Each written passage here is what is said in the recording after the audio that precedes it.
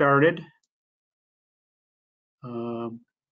Matt, if I can have you move us on to the next. Again, welcome to our webinar, 3 case studies. What were a couple of, I guess, housekeeping things.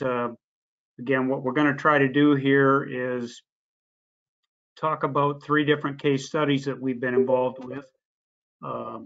We'll keep them fairly brief. We'll have questions after each one of the case studies, and the intent is really to give you guys a glimpse at some projects that we've been involved with our clients, and some of the ways we've gotten around hurdles and things. And as it says here, we'll have questions at the end of each case study. So if you have those, you can email those to alanhahn@dragon.com, and he will moderate those at the end of each case study. And again, we are recording this, but we will edit out any questions. So please feel free to ask questions. It's a lot more, rather than just be a lecture. If we have interaction, that's great. So, often when we do these case studies or these webinars, we're focused on a very particular aspect or a specific item of a project or some scientific or technological component that we use. And in a lot of our other webinars, we spend a great deal of time discussing the importance of getting the fundamentals of site investigations right, because success of projects, what we found over the years is, and specifically the 3 that we're talking today, rests on getting fundamentals right and developing a really robust conceptual site model that you can defend under the circumstance. And we've kept these case studies intentionally brief, but all these projects rest on those fundamentals. As the title of the webinar states, with 3 case studies, we're trying to put theory into practice and demonstrate that through our discussion of these case studies. So kind of why are we presenting this? The question comes up, and it came up when we were putting this together.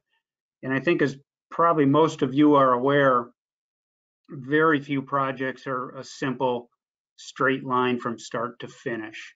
Whether that finish line is a cleanup negotiated with a regulator, a cleanup with multiple parties involving buyers and sellers, or even litigation, as a couple of these projects were. I very rarely, in the 30+ years I've been doing this, seen a project go directly past go and collect the $200. It just doesn't happen. And projects are always, I view them as a 3-legged stool. They have a technical leg, a legal leg, and a business leg, the client side of the business leg. And the interaction between those legs is really dynamic. And each one of those has a part and needs to be woven together for a successful outcome of the project. And we're going to use these 3 case studies today to kind of demonstrate some of those dynamics and hopefully provide you guys with some insights or nuggets that you might be able to pick up as to how we approach these things. And hopefully you can take away and use some of those in your environmental endeavors or things that you come across. So today we have 4 presenters. They include Dr. Michael Sklash, Matt Schroeder, Chris Perry, and me, Jeff Boland, for those that don't know me. We've all worked together here at Dragon for over 20 years, and a couple of us together for over 30 years. Collectively, we have more than 130 years experience on environmental projects. And we've tackled many, many complex projects for our clients over the years, and we're going to talk about 3 of them today. So with that as a background, why don't we get started? So our first case study involves the closure of a chemical manufacturing facility in California. And I'll let that settle because I'm not sure I have to say much more with just California and a chemical facility. That's a high hurdle in many states, but even higher in California to try to close that. And anybody listening in on the webinar that's had to work in California knows without anything else, just the layers of regulatory scrutiny that only complicate closure. So for this case study, let me just lay out some of the background of the site and some of the complicating factors. The site here outlined in red is about 6 acres. As you can see, it's located in a mainly residential area. Our client wanted to get a closure that allowed them to sell the property for residential use. That gave them a lot more flexibility in the types of money they could get back for the property rather than trying to close it with some type of industrial restriction or something of that nature. So the site had a long history of manufacturing. The operations included the manufacture of herbicides as well as surface coatings. And these operations both used large volumes of fuel oil, both for an energy source as well as within the process. They used it as a raw material in some of it. And ultimately, this long history resulted in residual contamination at the site, including herbicides, metals, and petroleum hydrocarbons. And complicating things on the herbicides side of it was that there were rumors that they had manufactured Agent Orange at the site. So the regulators were attuned to that and something we had to kind of overcome. So further complicating things was that the site is sitting immediately above the drinking water aquifer for the area. And in California, that's a big deal. And as you can see in this picture, the creek is dammed up right at the end of, right where the property ends at the embankment there. There's a dam in place, and it's an inflatable dam, and the creek is dammed up.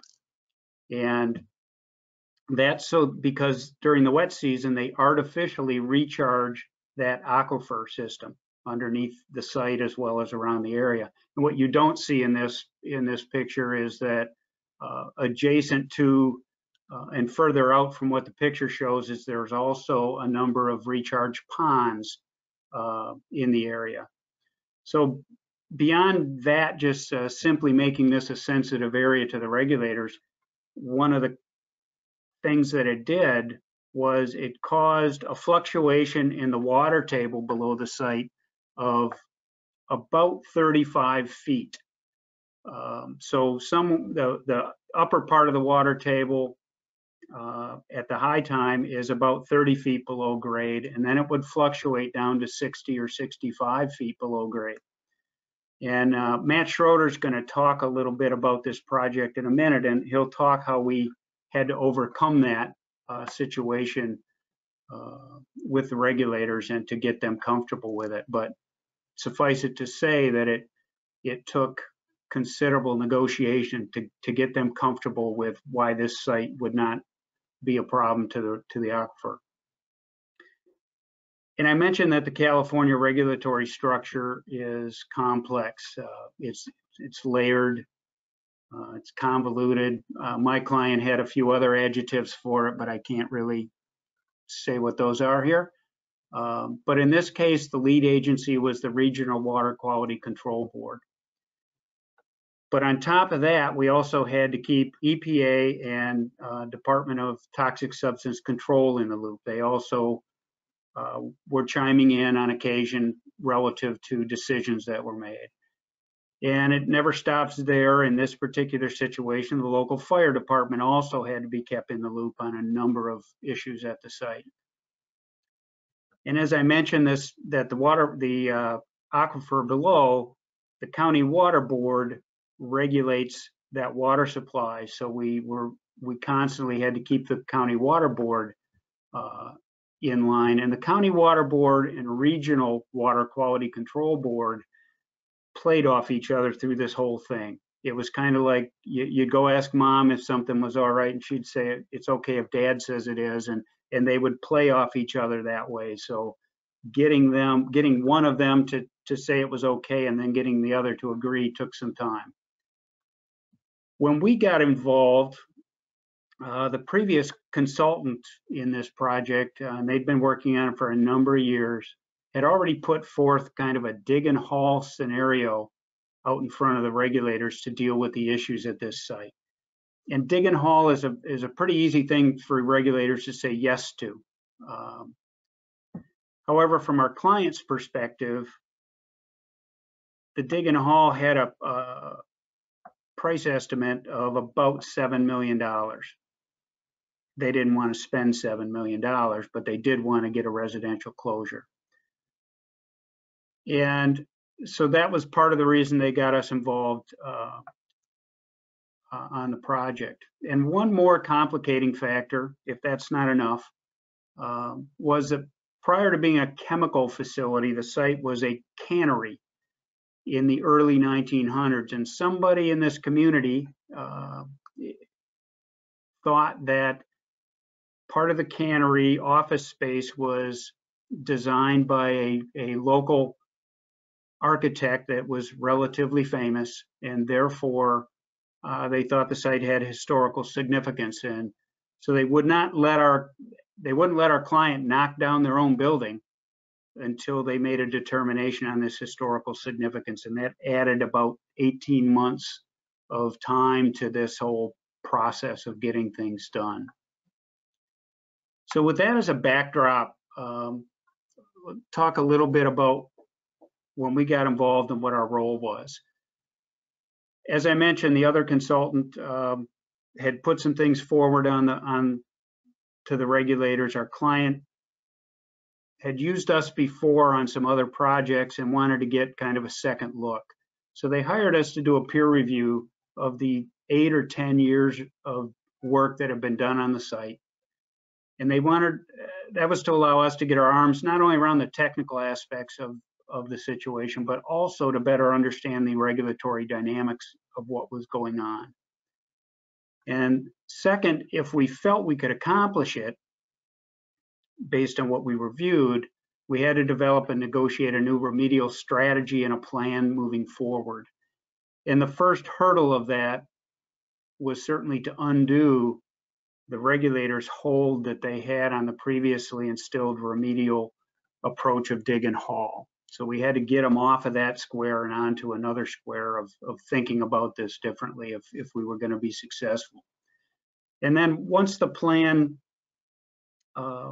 was put forth and approved, we needed to implement and manage the site closure activities, which included demolition of the buildings, as I mentioned, the actual remediation of the chemical issues on the site, and then getting that elusive regulatory closure for residential use. And on a parallel path, before we were even done with the project, but we had it going in the right direction, we were assisting our client in a number of technical presentations with potential purchasers of the property, trying to get them comfortable with where we were headed with it so that they could further negotiate on closure of the property for residential use. And again, not having full regulatory closure, it takes some negotiating and some education to get those potential purchasers up to speed. So a lot of things going on this property to try to get it to closure. And as I said, it was chemical manufacturer. They had closed their operations. The site was sitting idle. It had been going through a regulatory closure, not specifically on the direction that our client ultimately wanted. But closed site, no more operation should be an easy task. Maybe not. And with that, I'm going to hand it off to Matt Schroeder so that Matt can talk about some of the technical issues, what we had to do to overcome these issues, and get over some of the hurdles along the way, and then talk about what the final outcome of this site was. Matt, if you want to take that. Thanks, Jeff. So we realized early on in our involvement with the site that it would be relatively impossible to get agreement on the remediation of all the issues in one fell swoop. So to overcome that, we attacked the remediation in manageable chunks. As Jeff mentioned, we had three main issues at the site. We had metals, herbicides, and oil. The issue with the metals impacts wasn't necessarily the technical approach. Both sides kind of agreed that dig and haul made sense. The problem was the size of the area that required remediation based on their generic criteria was a really large portion of the site. So to get around that, we did a risk assessment to take a deeper look at the actual exposure potential from the metals. So through the risk assessment, we were able to reduce the size of the area that the metals remediation needed to take place from wide areas of the site to just a few hot spots. And this, along with the lesser depth of the excavation, meant that the volume of soil to be disposed was just a fraction of what was in the original plan. Because soil disposal in this area of California is very expensive, that was a significant cost savings over what was budgeted. So this is an area of the site where herbicides were historically loaded to and from rail cars. This was a railroad line, and we knew we had impacts both here in the soil and also near the process areas within the building of herbicides. And the cost for soil disposal also drove our design for the remediation of the herbicides. So rather than dig and haul, we were able to show through a bench scale study that the herbicides could be bioremediated ex situ. So after we excavated the soil that was impacted with herbicides, we placed them inside an unused warehouse at the site. Over the course of approximately 18 months, we added water, nutrients, and turned the soil piles. And we're able to see some really good decreases, about 5,000 times in the herbicide concentrations. Although the cleanup although we saw these really low concentrations in the end, our cleanup standard was extremely low. We weren't able to get quite to the end goal for all the impacted soil. Ultimately, we're able to return about 80% of the soil that we dug out for herbicides back to the site as fill, and only 20% had to go off site. The fuel oil impacts, as Jeff mentioned, were from former oil storage tanks at the site, underground tanks, and the impacts were at depths of about 10 to 30 feet, and that spread comes from what Jeff talked about with the variation in the water table. So we had this heavy bunker C fuel oil that you can see in the picture on the lower right that was sitting on the water table, and as that water table varied over about 25 feet, that bunker C got smeared over quite a range vertically. So what we did to get rid of that, rather than trying to dig down to depths of 30 or 40 feet, was we treated it in situ using chemical oxidation. We did injections over about 12 months. And due to the recalcitrant nature of the bunker C, remediation only got about half the mass. We were able to remove about 43% of the mass of the bunker C before it really just stalled at that point. And what we found was this was really just residual saturation of the bunker C in the soil, and the impacts were mostly immobile. And because of that, the impacts weren't really affecting the groundwater. It was smeared over a wide area. It has very low solubility, and what we saw in the groundwater were really relatively minor impacts, and those weren't moving. So the overall exposure potential to the oil was very low due to the chemical characteristics. It's not volatile, has a relatively low toxicity, and the location. You know, we had depths of 10 feet or greater, so very low risk of direct contact or particulate inhalation. So what we were able to do is put it in a deed restriction over just this area that prevents groundwater use, which really didn't impact the site's outcome for residential use because the site is served by municipal water. So this picture, you can see why residential development was preferable here. You can see nice view of the foothills out in the San Francisco area. And the outcome was, from the initial estimate of $7 million cleanup, we were able to achieve the cleanup for $2.3 million. And we were able to get a certificate of completion from the Water Quality Control Board with no restrictions on further residential use, and they were able to sell the property to a residential developer. All right, so Mike Splash here.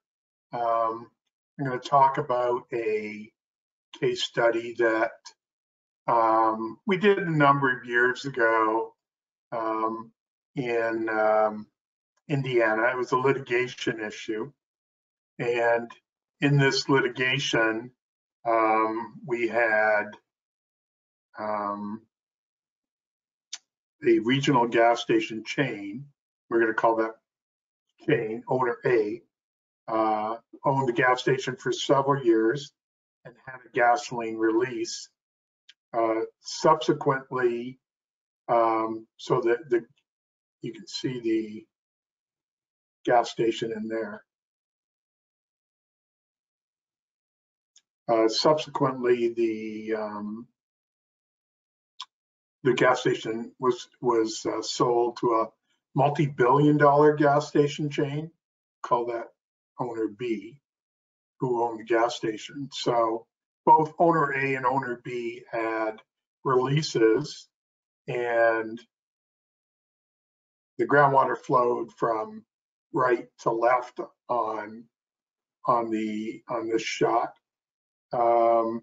and the down gradient property owners, who are outlined in this box, filed suit, class action lawsuit, and they won $19.8 million from the both the regional and the multi-billion-dollar gas station chains. And it was then another lawsuit to divvy up who did what or who paid what. So we provided litigation support to the first owner, owner A, a large national consulting firm provided litigation support for owner B, and also a large national law firm represented owner B. Our litigation support included technical review of groundwater investigations, groundwater modeling, expert reports and depositions, and also trial testimony and litigation assistance. So this was a judge only in court, not a jury. So what we did was we dug into the other side's expert reports and testimony and determined whether their various approaches were reasonable and consistent. And the key was that they have a good conceptual site model, and that would include things like the geology, the hydrogeology, when the releases occurred, the chemical distributions, and other factors. And the conceptual site model has to be seamless. You can't leave loose threads for somebody to pull on. You can't have any extra pieces left over in your puzzle. You need to be able to answer all the questions. So we answered, we examined some of the key questions, and in this particular case, it was groundwater flow and transport, groundwater modeling, and fingerprinting. The geology at this site was actually pretty simple. It was all sand, but the actual groundwater flow was a little more complicated than you would think based on what you could see on the surface. So the key question was how far down gradient had gasoline impact from owner B migrated.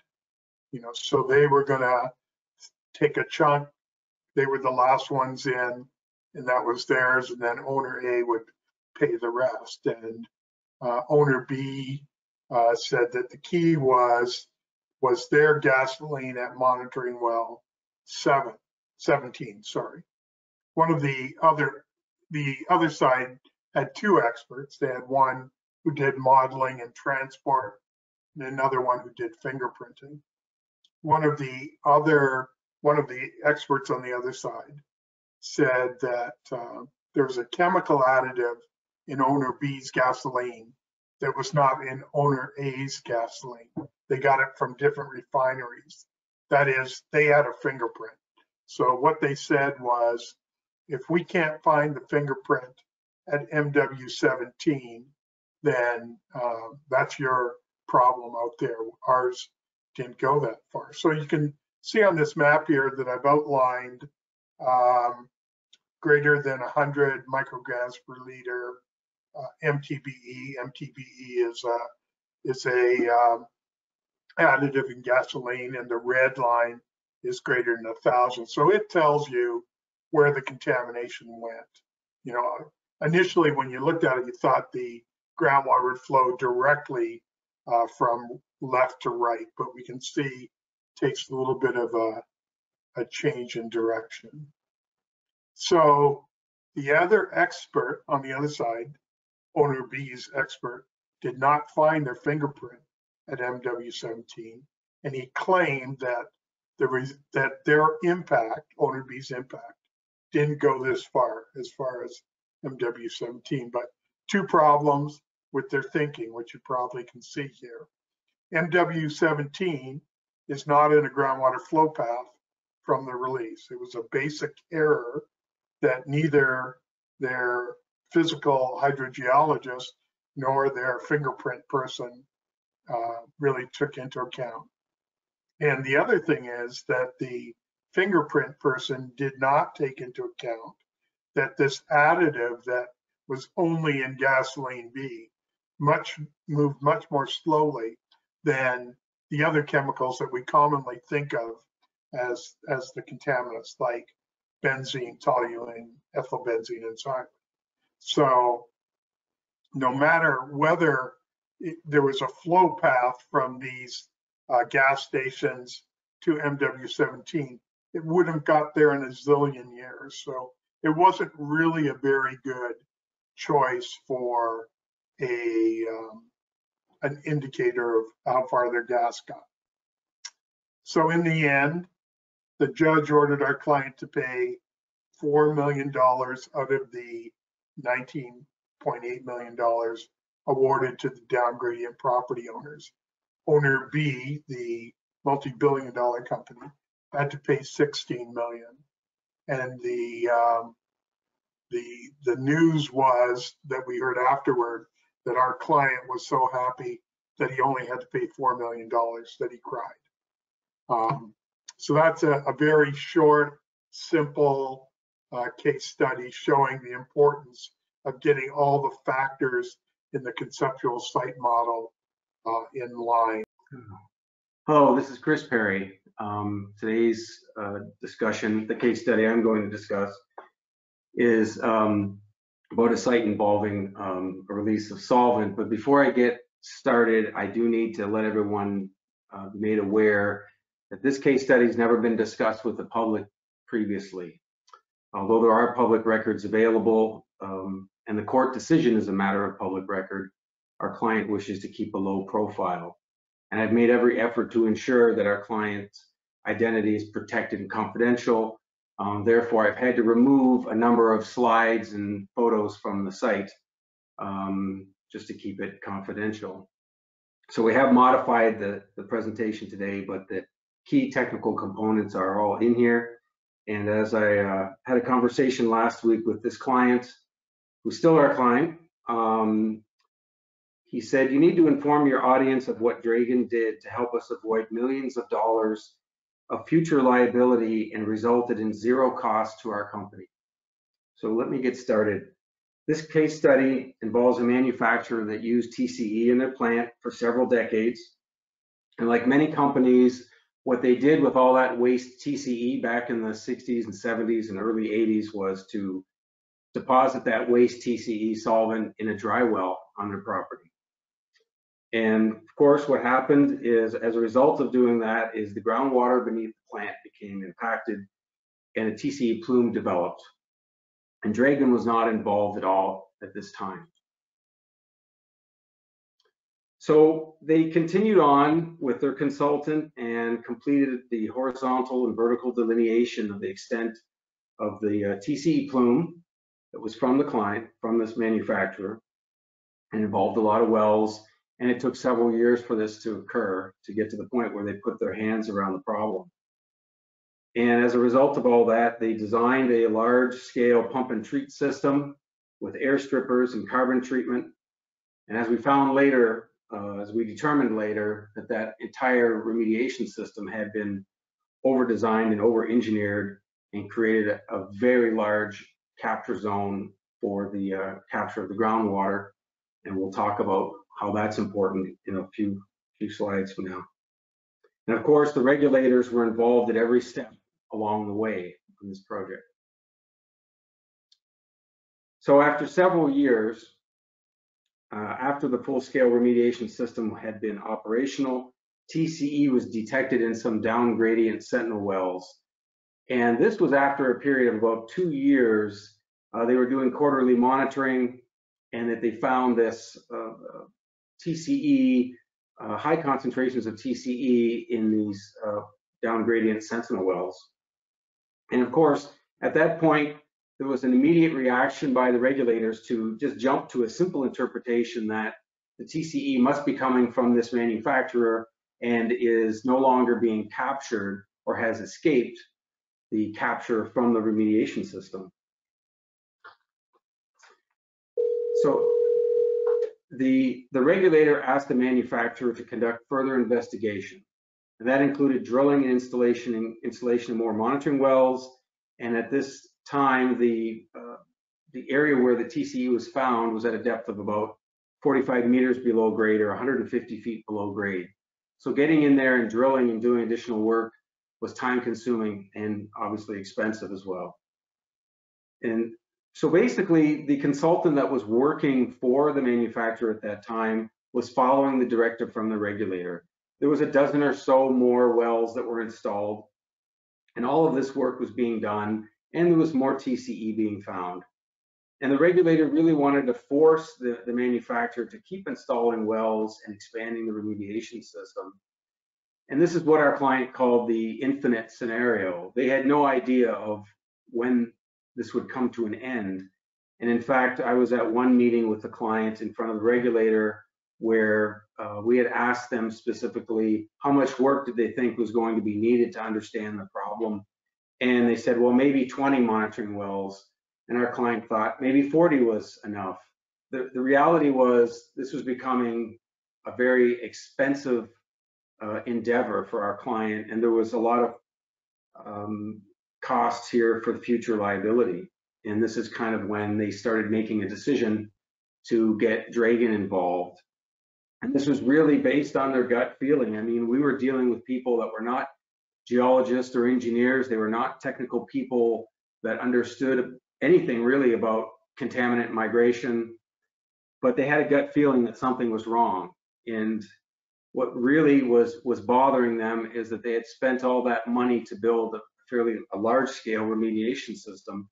And how could this TCE be found in sentinel wells while the system had been running for years at this point? So they contacted Dragon and said that we would like you guys to look at everything and take a fresh view of all the technical data. And this was a very critical point in the whole project, in the history of the project, because at this point there was a lack of confidence in the consultant that they were using and the entire direction of where the project was going. So our client was coming to talk to us after more than 8 years working as a team with an entire group of consultants and working with the regulator. And the first thing we did for them was a peer review. So Dragan came in and we reviewed 3 key reports that had been given to us by the client. And when we got through reviewing those 3 reports, we found a number of unaddressed critical technical questions regarding the remedial investigation and the remedial actions that had been conducted. And we started thinking, as our client said, Dragan was thinking outside of the box. We were thinking differently than their consultant that they had had in the previous 8 to 10 years. And we really started to looking at the big picture. How large was this problem? What else was going on around our client's property? So we conducted a Freedom of Information Act, and this resulted in us obtaining a lot of data and information, dozens of banker boxes full of information regarding all the work that had been done in what we called our study area, essentially an area of about 1,000 feet around our property. And we started looking at what investigations had been done, what was being found in the groundwater, what were the interpretations of the groundwater flow. We took all the data out of those reports and built a database and combined all the geological, hydrogeological, and chemical data we could find, put our hands on for that entire area. And we put that all together. And that allowed us to do a very detailed analysis of everything that was going on.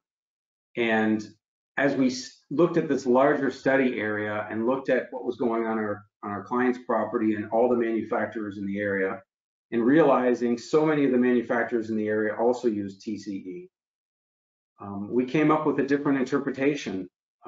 Essentially, what had happened is we did not just simply look at the problem like the regulators were looking at it or the other consultant was looking at it. We built this conceptual site model, and Mike talked a little bit about how we use conceptual site models on the other case study. And what we realized is how complex the geology was at this property and this whole study area. Multiple aquifers, multiple aquitards, groundwater flow in different directions in other aquifers. Computer models were needed, and we built a computer model to basically assist us to better understand what was going on. And we could use all of the data from our database to help us calibrate and check on that computer model. So we concluded that the TCE was coming from another source. There were many sources of TCE in the area. We found many TCE plumes, and there were some very close to the area where we were pumping, and very close to the capture zone of the pump and treat system that we had operating on our client's property. So after we looked at all these data and information, we were certainly heading down a different path. And with all of that, we knew that once our client was able to buy in and understand the technical part, that it was likely we were going to be looking at litigation. And we did. The regulator filed a lawsuit against our client and basically was telling us that we needed to continue with the investigation, expand the remediation system, and do all of these things. Dragan assisted our client with the litigation. We prepared several expert technical reports, technical briefs, provided depositions. We reviewed and evaluated expert reports for experts that were retained by the regulator in all of their reports.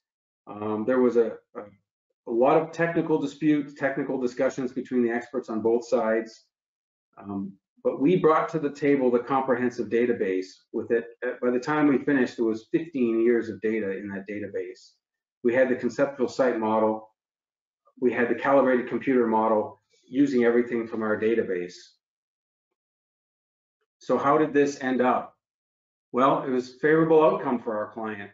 There were no fines or penalties against our client.